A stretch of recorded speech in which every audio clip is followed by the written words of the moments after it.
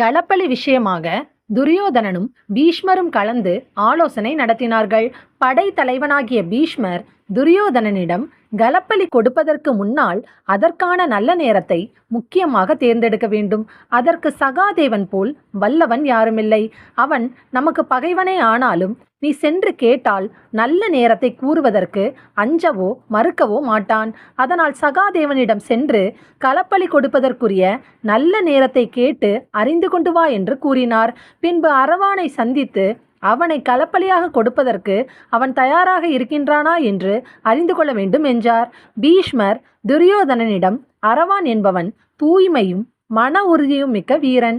அவனை உயிரோடு விட்டுவிட்டால் போரில் கௌரவர் படைகளை சூறையாடி தோற்கடிக்க செய்து விடுவான். அதனால் அவனை முதலில் நாம் களப்பலியாக வாங்கிவிடுவது நமக்கு வெற்றியை கொடுக்கும்.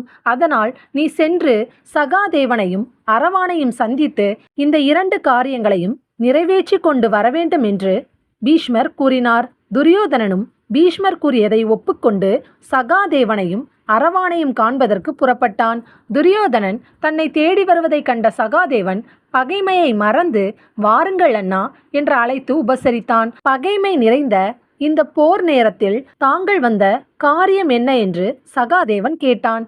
துரியோதனன் சகாதேவனிடம் பகைமையை பாராட்டாமல் நான் கேட்கும் காரியத்தை முடித்து கொடுப்பாய் என்று நினைக்கிறேன். நல்ல நேரத்தை கணித்து சொல்வதில் நீ திறமை மிக்கவன். அதனால் களப்பலி கொடுப்பதற்கு ஏற்ற நல்ல நேரத்தை ஆராய்ந்து எனக்கு சொல்ல வேண்டும் என்றான். இவ்வாறு துரியோதனன் கேட்டவுடன் சகாதேவன் சிறிது நேரம் தனக்குள் யோசித்தான். பின்பு துரியோதனனிடம் நல்ல நேரத்தை கூறுகிறேன் கேளுங்கள் என்றான். சூரியனும் சந்திரனும் செயலிழந்து ஒன்று சேருகின்ற நேரம் அமாவாசை இரவு. அந்த நேரம்தான் களப்பலிக்கு ஏற்ற நல்ல நேரம் என ஜோதிட வல்லுநரான சகாதேவன் கூறினான். அமாவாசை தினமே களப்பலி செய்வதற்கு உகந்த நாள் என்பதை அறிந்து கொண்டு துரியோதனன் அரவானை சந்திக்க சென்றான். துரியோதனன் அரவானை சந்தித்து அரவானிடம் உன் ஆண்மையும் வீரமும் உறுதி நிறைந்தவை, எதற்கும் அஞ்சாதவன் என்று உலகமெல்லாம் புகழ்கிறார்கள். அந்த புகழை நிரூபித்து காட்டுவதற்கு ஒரு சந்தர்ப்பத்தை உனக்கு நான் தருகிறேன் என்று கூறினான். துரியோதனனை கண்டதும் முதலில் அரவானுக்கு வெறுப்பு ஏற்பட்டது. ஆனால் தன்னை புகழ்ந்து கூறியதால் கோபத்தை தணித்து கொண்டு என்ன செய்ய வேண்டும் சொல்லுங்கள், அவசியம் செய்து முடிக்கிறேன் என்று வாக்கு கொடுத்து அரவான் தானாகவே தன் தலையை வஞ்சகத்திற்குள் நுழைத்து கொண்டு விட்டான். அப்படியென்றால் போர் தொடங்குவதற்கு முன்னால் உன்னை களப்பலியாக கேட்கின்றேன் கொடு என்று துரியோதனன் அரவானிடம் கேட்டான். இதை கேட்டதும் அரவானுக்கு தலையில் பேரிடிகள் 1 கோடி முறை விழுந்து ஓய்ந்தது போல் இருந்தது. அரவான் தான் முட்டாள்தனமாக துரியோதனனுக்கு வாக்கு கொடுத்து விட்டதை எண்ணி மனம் கலங்கினான். ஆனால் கொடுத்த வாக்கை திரும்பி பெற முடியாததால் என்னை களப்பலியாக கொடுக்கின்றேன், எப்போது வேண்டுமானாலும் தயாராக இருக்கிறேன், எனக்கு உயிரினும் வாக்கு பெரிது என்று கூறி சம்மதித்தான். துரியோதனனும் வந்த காரியங்கள் 2மே தடையின்றி வெற்றியுடன் முடிந்ததை எண்ணி மகிழ்ச்சியோடு அஸ்தினாபுரத்திற்கு திரும்பினான். பின்பு பாண்டவர்களுக்கும் கிருஷ்ணருக்கும் துரியோதனன் சகாதேவனிடமும் அரவானிடமும் வந்து பேசி வாக்கு பெற்றது தெரிய வந்தது. கிருஷ்ணர் துரியோதனன் சூழ்ச்சியினால் செய்த இந்த ஏற்பாட்டை நாமும் சூழ்ச்சியினாலேயே முறியடிக்க வேண்டும் என்றார் கிருஷ்ணர். பாண்டவர்கள் கிருஷ்ணரிடம் தாங்கள் தான் அந்த சூழ்ச்சியை எங்களுக்கு கூறி உதவ வேண்டும், நாங்கள் அறத்தையும் உங்களையும் தான் நம்பி இருக்கிறோம் என்று மனமுருக வேண்டிக் கொண்டார்கள். கிருஷ்ணர் பாண்டவர்களிடம் துரியோதனன் களப்பலி கொடுப்பதற்காக நல்ல நேரத்தையும் களப்பலிக்காக அரவானையும் தேர்ந்தெடுத்துள்ளான். ஆனால் துரியோதனனை முந்திக்கொண்டு அதே நல்ல நேரத்தில் நாம் அரவானை களப்பலி கொடுக்க வேண்டும் என்று கூறினார். பாண்டவர்கள் வருத்தத்துடன் அந்த வேளையில் துரியோதனனும் அவனுடைய ஆட்களும் அரவானிடம் வாக்கு பெற்று கொண்டபடி அவனை பலிக்கு அழைத்து கொண்டு சென்று விடுவார்கள். பின்னர் எவ்வாறு நாம் அரவானை களப்பலி கொடுப்பது என்று குழப்பத்துடன் கேட்டார்கள். கிருஷ்ணர் பாண்டவர்களிடம் அனைத்தையும் நானே முன்னின்று முடித்து வைக்கப் போகிறேன். 15வது திதியில் வரவேண்டிய அமாவாசையை 14வது திதியன்றே வரவழைத்து விட்டால் அன்றே துரியோதனனை முந்திக்கொண்டு களப்பலியையும் கொடுத்து விடலாம் என்று கூறினார். பாண்டவர்கள் தயக்கத்துடன் 15ஆம் திதியாக வரவேண்டியதை முறை மாற்றி 14வது திதியாக வரவழைப்பது சாத்தியமான காரியமா என்று கேட்டார்கள்.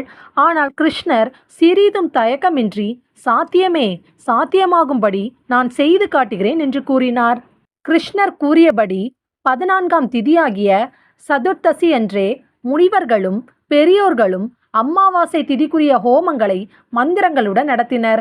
முனிவர்கள் எல்லோருமே இப்படி செய்வதைக் கண்டு சூரியனுக்கும் சந்திரனுக்கும் அமாவாசை இன்றைக்கா அல்லது நாளைக்கா என்ற சந்தேகம் எழுந்துவிட்டது. சூரியனும் சந்திரனும் திகைத்து போய் ஒருவரை ஒருவர் சந்தித்து அமாவாசை என்றைக்கு என ஆராய்ந்தனர்.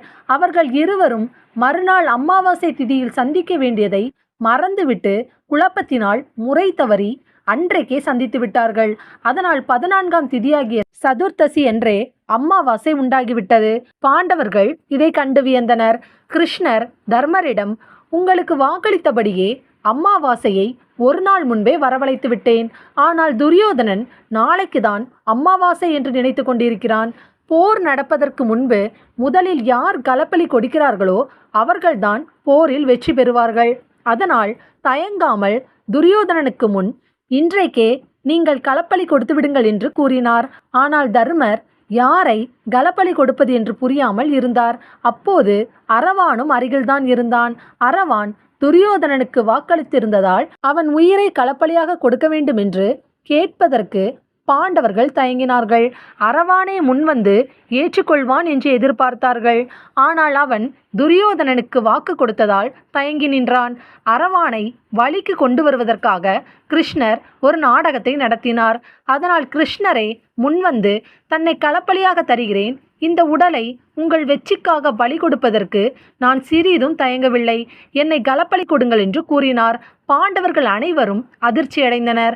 பாண்டவர்கள் கிருஷ்ணரிடம், உங்களை பலி கொடுத்து எங்களுக்கு வெற்றி கிடைக்கும் என்றால் வெற்றியை விட நாங்கள் தோல்வி அடைந்தாலும் கவலை இல்லை. நீங்கள் எங்களுடன் இல்லாத போது எங்களுக்கு போர் எதற்கு? அரசாளும் உரிமையும் எங்களுக்கு வேண்டாம். நாங்கள் இப்போதே போர் எண்ணத்தை கைவிட்டு விடுகிறோம் என்று கூறினார்கள். கிருஷ்ணர் தனது மாய நாடகத்தை எண்ணி தனக்குள்ளேயே சிரித்து கொண்டார். அவரது நாடகம் எதிர்பார்த்த பலனை கொடுத்தது. கிருஷ்ணர் அரவானை பார்த்தபோது அவன் விழிகள் கண்ணீரால் நனைந்திருந்தது. அரவான் கிருஷ்ணரையும் தர்மனையும் பார்த்து, நான் இருக்கிறேன், என்னை களப்பலி கொடுங்கள். துரியோதனன் செய்த சூழ்ச்சியால் அமாவாசை என்று களப்பலியாவதாக நேற்று அவனுக்கு வாக்கு கொடுத்தேன். இன்றைக்கு நீங்கள் களப்பலி கொடுக்காவிட்டால் எப்படியும் நாளைக்கு அவன் என்னை களப்பலி கொடுத்து விடுவான். ஆனால் இன்றுதான் அமாவாசை என்று அவனுக்கு தெரியாது. நீங்கள் குறித்த நல்ல நேரம் தவறிவிடக்கூடாது. அவன் பலியாக்க வேண்டிய என் உடலை நீங்கள் பலியாக்கி கொள்ளுங்கள் என்று கூறினான். ஆனால் கிருஷ்ணர் அரவானிடம், நான் பாண்டவர்களுக்காக பலியாகி விடுகிறேன், நீ துரியோதனனுக்கு கொடுத்த வாக்கை காப்பாற்று என்று கூறினார். ஆனால் அரவானோ கிருஷ்ணரிடம், நீங்கள் போருக்கு உறுதுணையாக இருந்து பாண்டவர்களுக்கு அனைத்து உதவியும் செய்து வெற்றி பெற வழிகாட்டுங்கள். நானே பாண்டவர்களுக்காக கலப்பலியாக இருக்கிறேன். பாண்டவர்களுக்கும் கௌரவர்களுக்கும் நடக்க இருக்கும் இந்த போரை உயிரோடு இருந்து பார்க்க வேண்டும் என்று ஆசை உள்ளது. இன்னும் சிறிது நேரத்தில் நான் கலப்பலியாகி இறந்துவிட்டால் போர் தொடங்கும் போது உயிர் பெற்று சில காலம் போர்க்கள காட்சிகளை காண்பதற்கு வேண்டிய வரத்தை நீங்கள் எனக்கு வழங்க வேண்டும் என்று அரவான் வேண்டிக் கொண்டான். அரவானின் வேண்டுகோளுக்கு இணங்க கிருஷ்ணர் அதற்கு வேண்டிய வரத்தையும் தருவதாக ஒப்புக்கொண்டார். அரவானும் மனநிறைவு பெற்று மகிழ்ச்சியடைந்தான். பின்பு இரவு நேரம் நெருங்கியது. அமாவாசை இருட்டு உலகம் கருமையில் மூழ்கியிருந்தது. பாண்டவர்கள் இரவோடு இரவாக யாருக்கும் தெரியாமல் அரவானை அழைத்து கொண்டு அவர்கள் பரம்பரையாக வணங்கி வந்த குலதெய்வமான காளி கோவிலுக்கு சென்றனர்.